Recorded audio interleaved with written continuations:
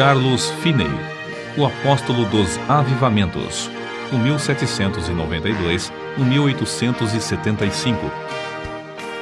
Perto da aldeia de New York Mills, no século XIX, havia uma fábrica de tecidos movida pela força das águas do rio Oriskany. Certa manhã, os operários se achavam comovidos, conversando sobre o poderoso culto da noite anterior, ocorrido no prédio da escola pública. Não muito depois de começar o ruído das máquinas, o pregador, um rapaz alto e atlético, entrou na fábrica. O poder do Espírito Santo ainda permanecia sobre ele.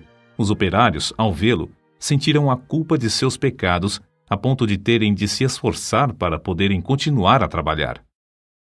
Ao passar perto de duas moças que trabalhavam juntas, uma delas, no ato de emendar um fio, foi tomada de tão forte convicção que caiu em terra chorando.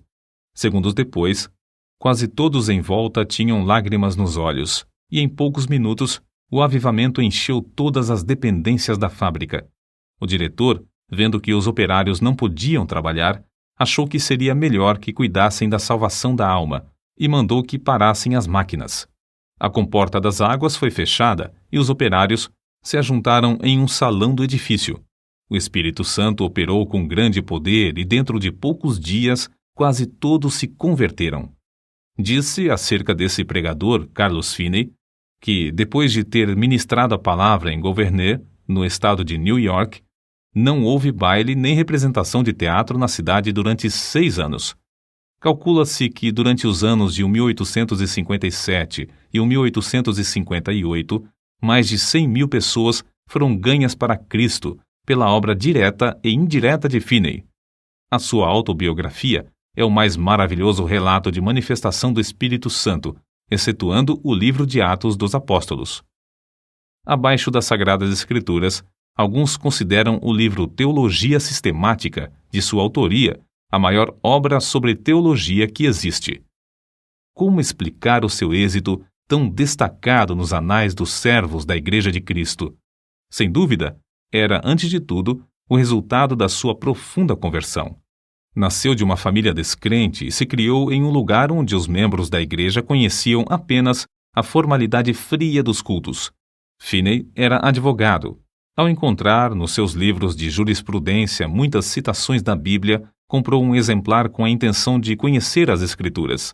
O resultado foi que, após a leitura, achou mais e mais interesse nos cultos dos crentes.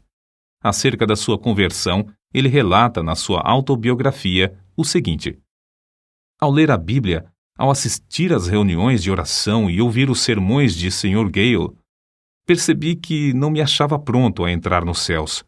Fiquei impressionado especialmente com o fato de as orações dos crentes, semana após semana, não serem respondidas. Li na Bíblia: pedi e dar-se-vos-á, buscai e encontrareis, batei e abrir-se-vos-á. Li também que Deus é mais pronto a dar o Espírito Santo aos que lhe pedirem do que os pais terrestres a darem boas coisas aos filhos. Ouvi os crentes pedirem um derramamento do Espírito Santo se confessarem, depois que não receberam. Exortavam uns aos outros a se despertarem para pedir em oração um derramamento do Espírito de Deus e afirmavam que assim haveria um avivamento com a conversão de pecadores. Mas, ao ler mais a Bíblia, vi que as orações dos crentes não eram respondidas porque não tinham fé, isto é, não esperavam que Deus lhes daria o que pediam. Entretanto, com isso, senti um alívio acerca da veracidade do Evangelho e fiquei convicto de que a Bíblia, apesar de tudo, é a verdadeira Palavra de Deus. Foi num domingo de 1821 que assentei no coração resolver o problema sobre a salvação da minha alma e ter paz com Deus. Apesar das minhas grandes preocupações como advogado, resolvi seguir rigorosamente a determinação de ser salvo. Pela providência de Deus, não me achei muito ocupado nem segunda nem terça-feira, e consegui passar a maior parte do tempo lendo a Bíblia e orando. Mas ao encarar a situação resolutamente, achei-me sem coragem para orar, sem tapar o buraco da fechadura. Antes, deixava a Bíblia aberta na mesa com os outros livros, e não me envergonhava de lê-la diante do próximo. Mas então, se entrasse alguém, eu colocaria um livro aberto sobre a Bíblia para escondê-la. Durante a segunda e a terça-feira, a minha convicção aumentou, mas parecia que o coração se havia endurecido. Eu não podia chorar nem orar. Terça-feira, à noite, senti-me muito nervoso e parecia-me estar perto da morte. Reconhecia que, se eu morresse, por certo iria para o inferno. De manhã cedo, fui para o gabinete. Parecia que uma voz me perguntava: por que esperas? Não prometeste dar o coração a Deus? O que experimentas fazer? Alcançar a justificação pelas obras? Foi então que vi claramente, como qualquer vez depois, a realidade e a plenitude da propiciação de Cristo. Vi que sua obra era completa, e em vez de eu necessitar de uma justiça própria para Deus me aceitar, tinha de sujeitar-me à justiça de Deus por intermédio de Cristo. Sem o saber, fiquei imóvel. Não sei por quanto tempo, no meio da rua, no lugar onde a voz de dentro se dirigiu a mim. Então, me veio a pergunta: aceitá-lo-ás agora? Hoje? Repliquei: aceitá-lo-ei hoje, ou me esforçarei para isso até morrer. Em vez de ir ao gabinete, voltei para entrar na floresta, onde podia derramar a alma sem alguém me ver nem me ouvir. Porém, o meu orgulho continuava a se manifestar.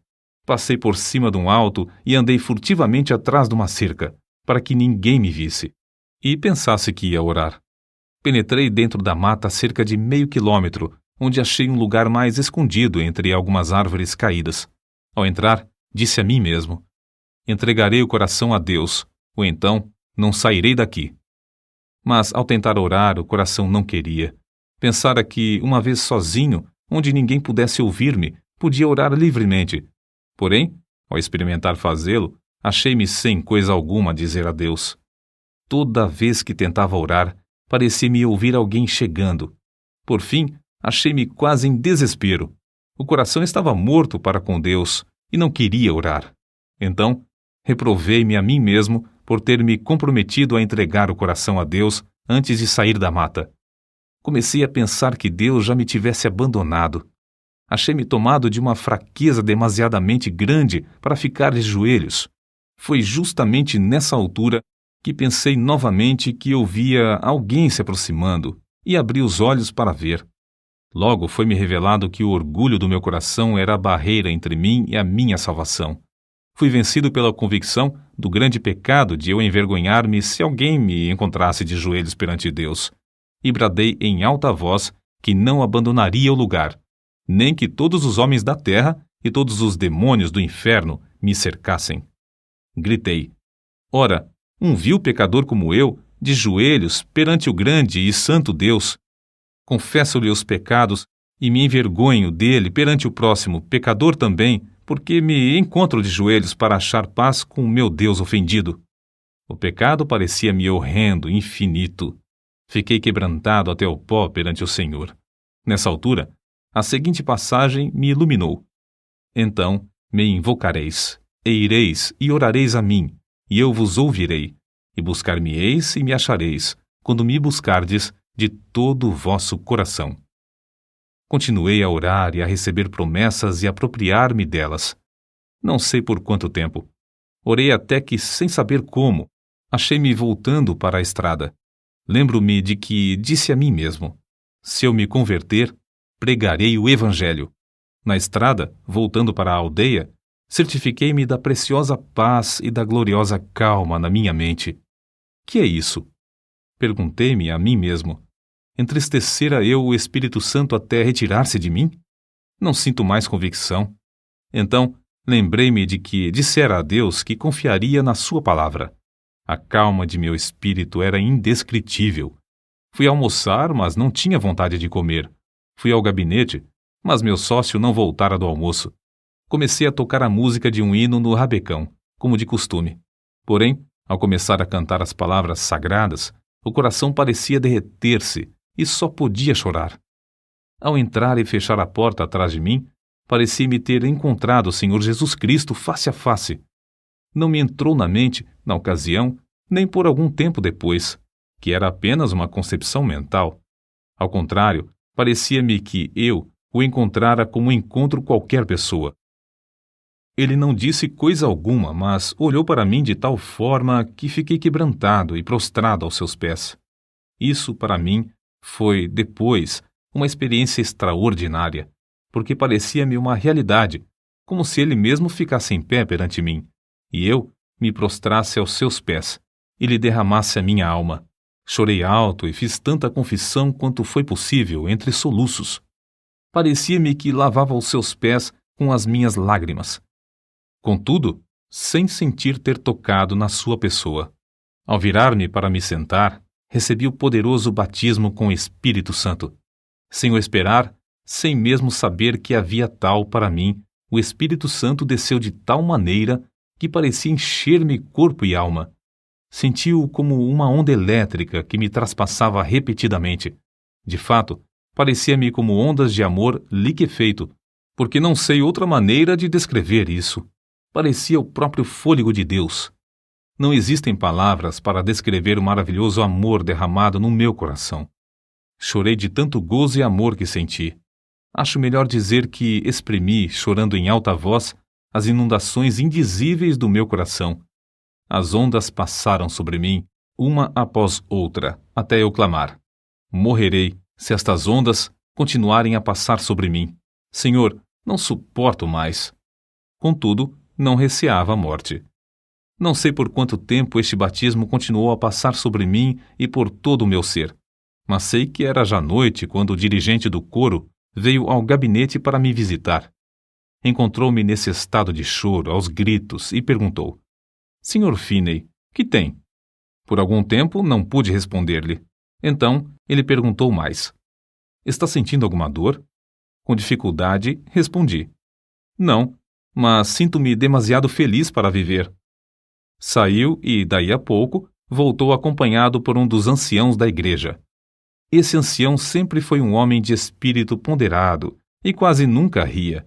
Ele, ao entrar, encontrou-me no mesmo estado, mais ou menos como quando o rapaz o foi chamar.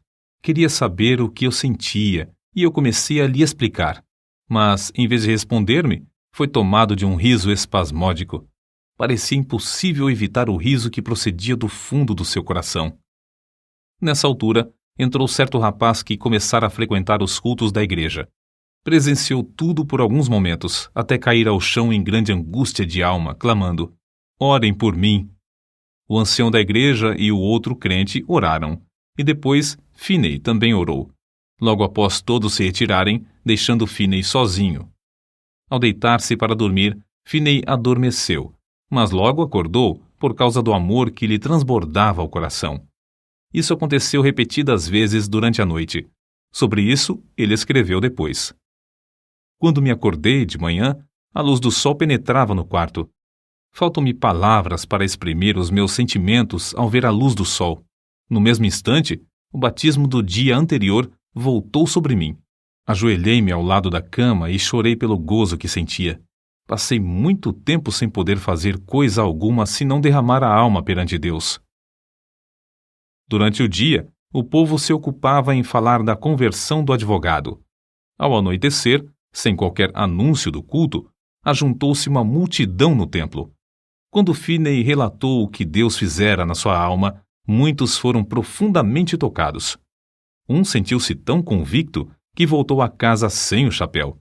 Certo advogado afirmou: É claro que ele é sincero, mas que enlouqueceu é evidente. Finney falou e orou com grande liberdade. Realizavam-se cultos todas as noites por algum tempo, aos quais assistiam pessoas de todas as classes. Esse grande avivamento espalhou-se para muitos lugares em redor. Finney continuou: Por 8 dias, depois da sua conversão, o meu coração permanecia tão cheio que não sentia desejo de comer nem de dormir. Parecia-me que tinha um manjar para comer que o mundo não conhecia.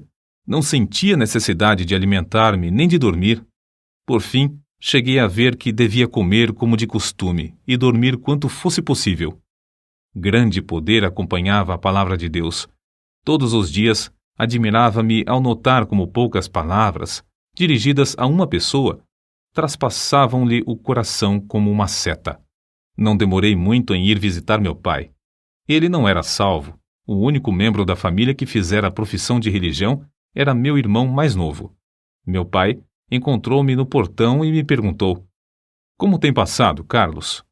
Respondi-lhe: "Bem, meu pai, tanto no corpo como na alma. Meu pai, o senhor já é idoso.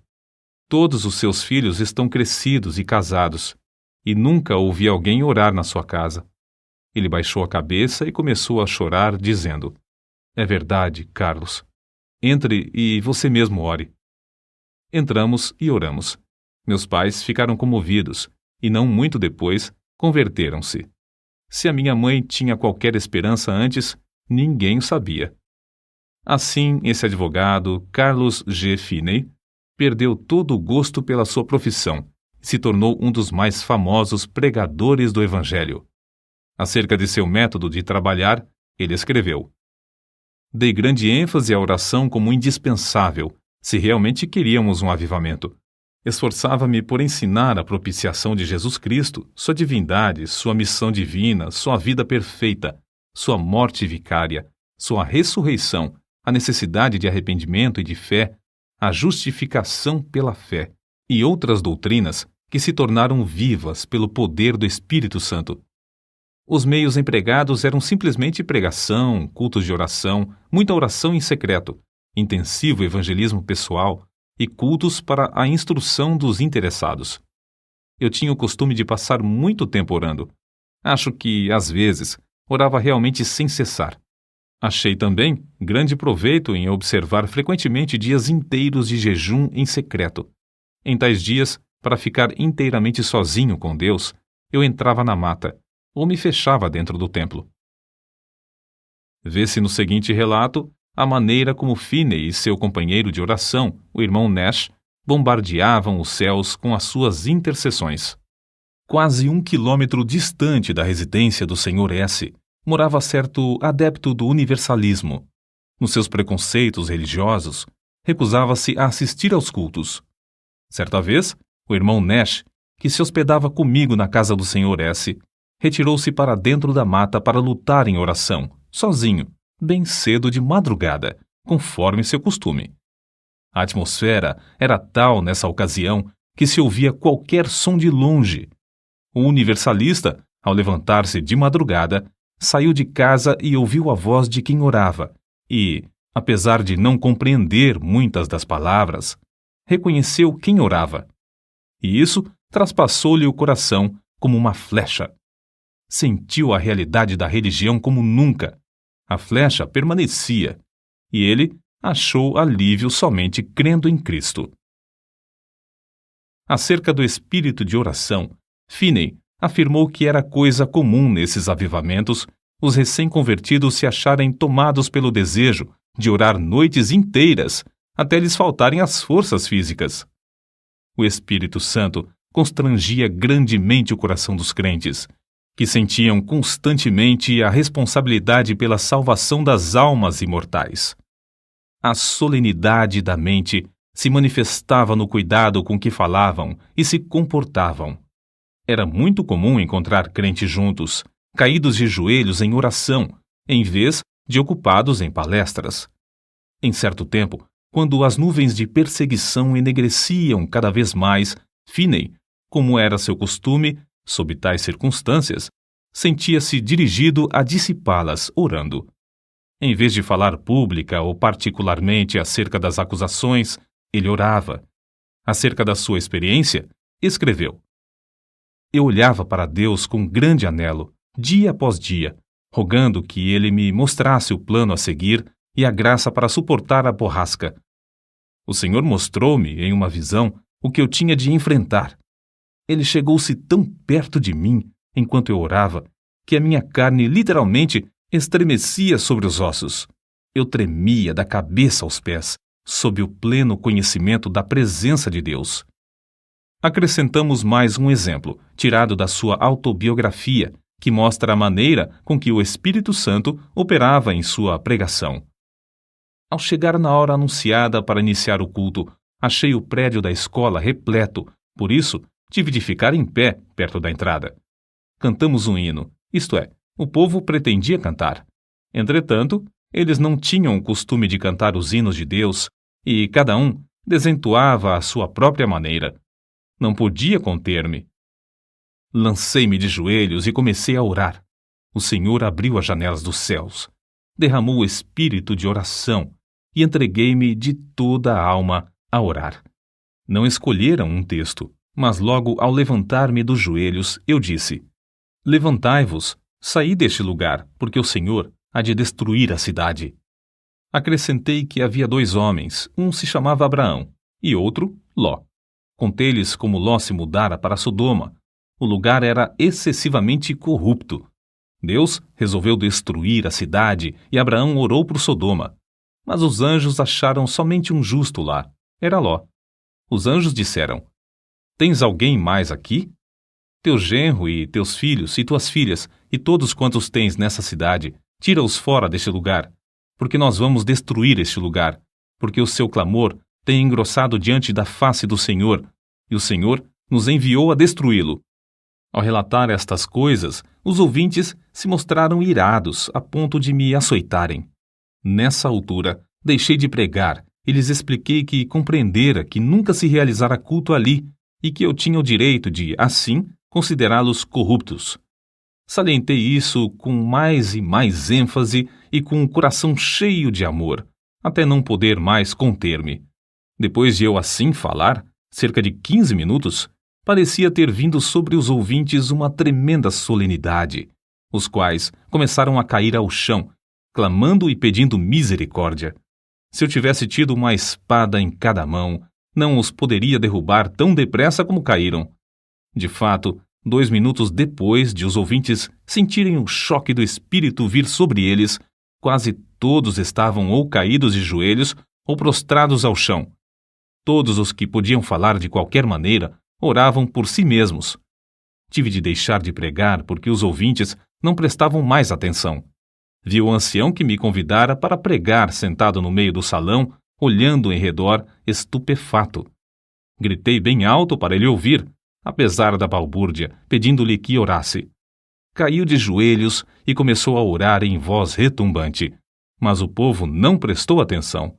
Gritei: Vós não estáis ainda no inferno. Quero dirigir-vos a Cristo. O coração transbordava de gozo ao presenciar tal cena. Quando pude dominar os meus sentimentos, virei-me para um rapaz que estava perto de mim. Consegui atrair a sua atenção e preguei a Cristo, em voz bem alta, ao seu ouvido. Logo, ao olhar para a cruz de Cristo, ele acalmou-se por um pouco e então rompeu em oração pelos outros. Depois, fiz o mesmo com um outro, depois com mais outro e continuei assim, tratando com eles até a hora do culto da noite, na aldeia. Deixei o ancião que me convidara a pregar para continuar a obra com os que oravam.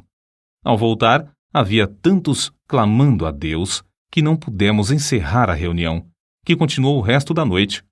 Ao amanhecer o dia, alguns ainda permaneciam com a alma ferida.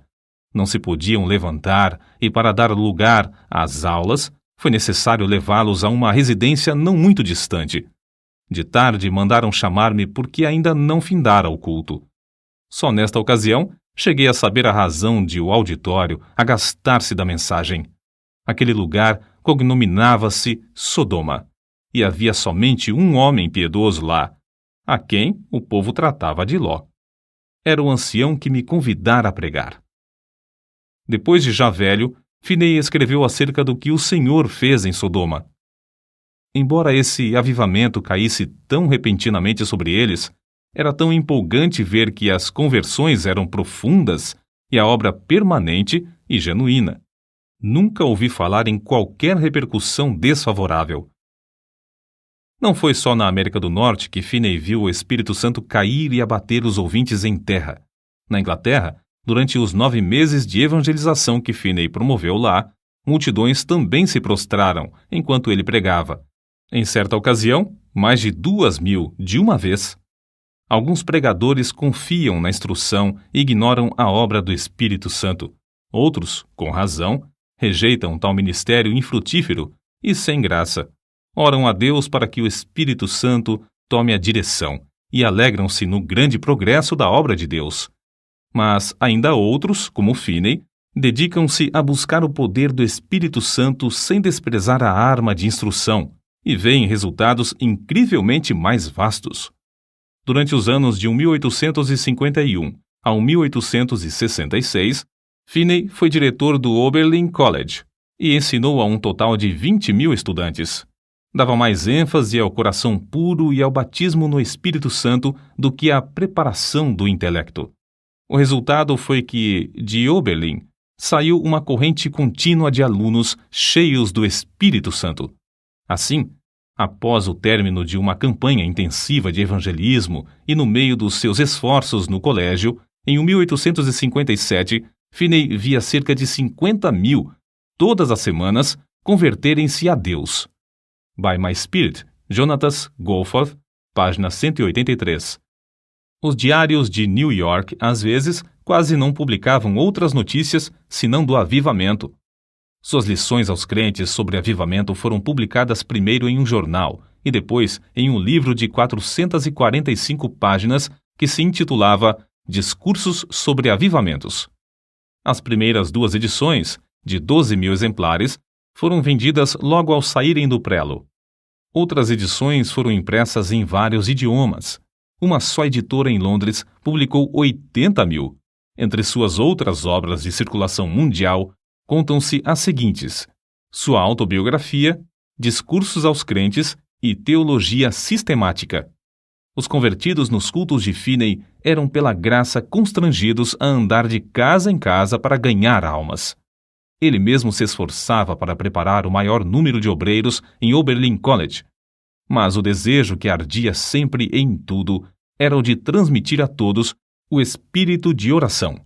Pregadores como Abel Carey e Father Nash viajavam com ele e, enquanto ministrava a palavra, eles continuavam prostrados em oração. Vejamos isso nas palavras de Finney. Se eu não tivesse o espírito de oração, não alcançaria coisa alguma. Se por um dia ou por uma hora eu perdesse o espírito de graça e de súplica, não poderia pregar com poder e fruto, e nem ganhar almas pessoalmente. Para que alguém não julgue que a obra era superficial, citamos outro escritor. Descobriu-se, por pesquisa empolgante, que mais de 85 pessoas de cada 100 que se convertiam sob a pregação de Finney permaneciam fiéis a Deus, enquanto 75 pessoas de cada 100 das que professaram conversão nos cultos de algum dos maiores pregadores se desviavam. Parece que Finney tinha o poder de impressionar a consciência dos homens sobre a necessidade de um viver santo, de tal maneira que produzia fruto mais permanente. Deeper Experiences of Famous Christians, página 243. Finney continuou a inspirar os estudantes de Oberlin College até a idade de 82 anos. Já no fim da vida, permanecia tão lúcido de mente como quando jovem, e sua vida nunca foi tão rica no fruto do Espírito e na beleza da sua santidade do que nos últimos anos. No domingo 16 de agosto de 1875, pregou seu último sermão, mas à noite não assistiu ao culto. Ao ouvir os crentes cantarem Jesus, Lover of My Soul, Let Me to Thy Bosom Fly, saiu até o portão da frente da casa e com estes que tanto amava, cantou na terra pela última vez. Acordou à meia-noite sofrendo dores lancinantes no coração. Sofrera assim muitas vezes durante a sua vida. Semeara as sementes de avivamento e as regara com lágrimas. Todas as vezes que recebia o fogo da mão de Deus, era com sofrimento. Finalmente, antes de amanhecer o dia, dormiu na terra para acordar na glória, nos céus. Faltavam-lhe apenas 13 dias para completar 83 anos de vida aqui na terra.